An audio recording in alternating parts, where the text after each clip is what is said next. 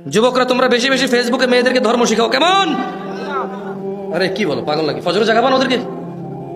কারা কারা মেয়েদেরকে ফজরে জাগায় ভালো কাজটা করো, হাত তোলো।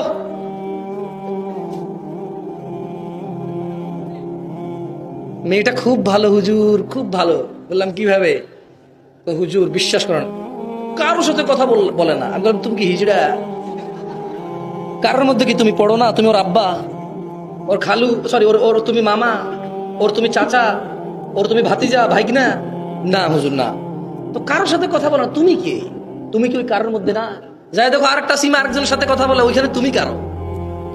ওই ছেলে যখন বলে কারোর সাথে কথা বলো না, ওই কারোটা তুমি থাকো।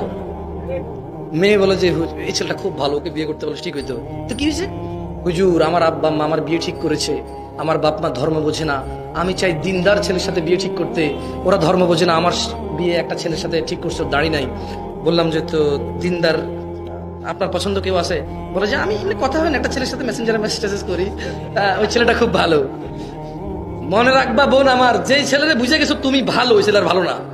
কারণ একটু বুঝতে পারছো যে সে ভালো, তার মানে এতটা ঘনিষ্ঠ হইতে পারছো, তোমার সাথে সে এতটা ক্লোজে আসছে যে তুমি বুঝতে পারছো সে ভালো, ও ভালো।